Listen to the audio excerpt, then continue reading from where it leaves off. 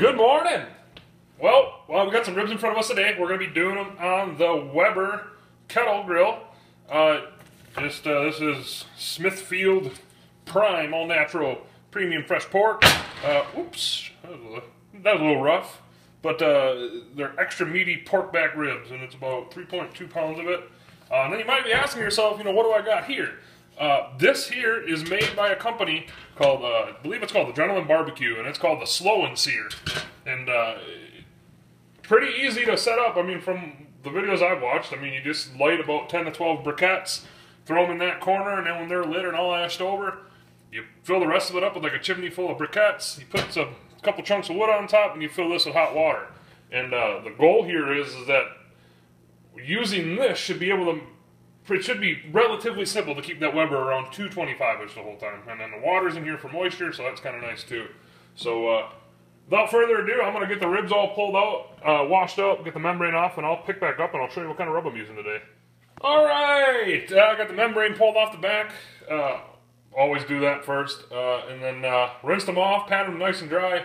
The seasoning I'm going to be using today is the Big Dick's rib rub, and then I'm also going to put some just some table salt on it. Big Dick's stuff isn't really all that salty, and I don't know. I typically add a little bit of salt to my ribs anyways. So again, just taking some mustard, gonna give it rubber right in. Get your hand dirty. Then we'll take the rub, go on pretty liberally, and gonna get this all rubbed down. And then when it's done rubbing down, I'm going to throw some salt on it. So that should be good there. I'll do a little more. I like a lot of rub. You got to do a lot. Do a little there, and then we'll just do some salt. Whoops. And that's that. So I'll see you down at the grill. Okay, we're back. I got the Slow and Sear in there. Boy, and it looks like it was made for this grill. Well, because it was made for this grill. The instructions say put one of your little Weber starter cubes in there. Light it up, and then you're supposed to take a dozen or so, I think it just says a dozen, briquettes, and put them on the starter cube. It says to pack them in there kind of tight. So that's what I'm going to do. And I'm going to let these burn for 10 to 15 minutes until they're all ashed over, and then I will pick back up in, well, I'll pick back up in about 10 to 15 minutes, so see you in a little bit. Okay, it's been about 12 minutes. I'm still going to let the charcoal burn a little bit more, but I'm just going to, I don't know how I even showed it, but I'm just going to add the water to it. Oh my, this is hot water. And it's a quart of hot water. So do not add more than a quart. So there we go. I'm going to let this burn probably for, I don't know, another 2-3 minutes, and I'll check back in. So check back in a little bit. Okay, well, it has actually been probably around 25 minutes. I think my wax tube kind of went out, so it took a little while longer to start up. So I'm going to close these vents. It says to close the bottom vents to just a crack. So I'm going to get a little bit of oxygen. And then it says take a full chimney starter of unlit briquettes, pour them in.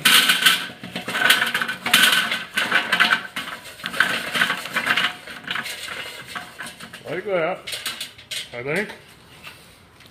And then you're pretty much ready to cook. But what I am going to do today is I'm going to take a couple chunks, by a couple I mean 3 chunks, and I'm going to put some wood on there as well. This is apple. I'm going to do apple, 1 chunk of apple, and then the rest chunk of hickory. So we will get this all closed down, and I don't know, I'll probably pick back up once I get this thing up to temp and holding at 225. So see you in a little bit. Alright, just real quick, temperatures right now are at about 140. Once I get to about probably like 175, I'm going to close that top vent down a little more and just play with it and try to hold it right around, right around 225-ish. So I'll just quick show you the setup that I got. I got a little carried away with the charcoal, so you can see the wood is laying on top, but it's throwing off some nice smoke already. Got my temp probe right there. It should be fine there. So yeah, I will, once I get this to temp, and once I get her holding, I'm probably not going to pop this cover off for at least 3 hours, so I'll see you guys in probably like 3 hours or so. Alright, we are back. We're right at the 3-hour mark. I'm guessing probably like another 3 hours to go. I'll give you a quick look at the ribs. See, she's smoking really good. About half that water's gone, but I'm pretty happy with the water that's left in it. But I'm going to close it up and try to keep the temps where it's at. If you'll notice, the way you use this is you got your, you got the slow and sear on this side, but then you got your vent over here. You want to have your vent over here to kind of help move the heat through the grill.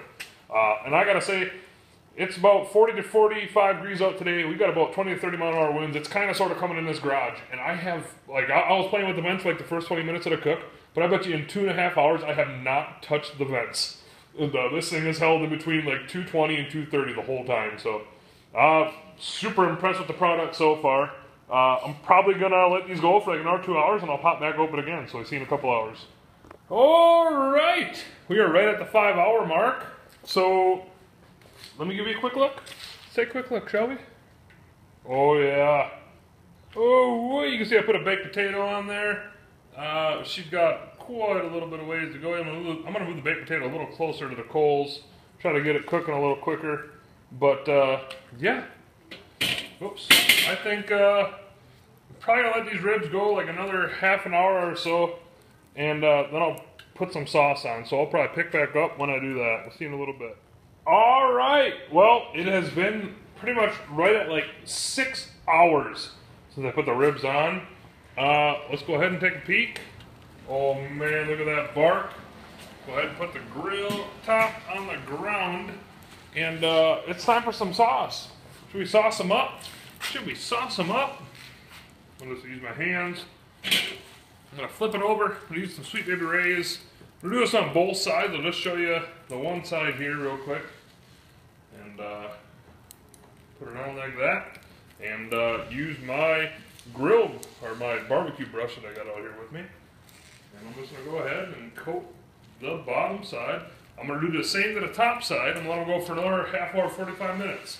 So I will pick back up once these are all done. We'll see you in a little bit. Alright, I gotta give my 2 cents on this new Slow and Sear Plus. It's a Slow and Sear Plus is what I got. I gotta give my opinion on it. And my opinion is 2 thumbs up. Like, this thing is freaking sweet. Like, you can look, I don't want to open it, but I'll open it. You can look, and there's, it's still there. I mean, there's still some unlit charcoals in there. I'm gonna put it back on. But this thing has been going since about noon, and it's about 6:15 right now. And I have had 0 issues keeping the temp where I want to keep the temp. Now, keep in mind, like, this is a Weber thing. This is pretty thin steel. There's no the insulation on this. Like, there's nothing blocking the outside elements. The bottom vent is open a little bit. The wind's blowing in the garage. The top vent's open too. But this thing is, it turns this 22-inch kettle cooker into a smoker, in my opinion. So, heck, like I said, 2 thumbs up, and I got nothing else to say. I mean, I'm looking forward to eating. I'm gonna let that barbecue sauce kind of caramelize on there, and like I said before, I will see you guys in the kitchen.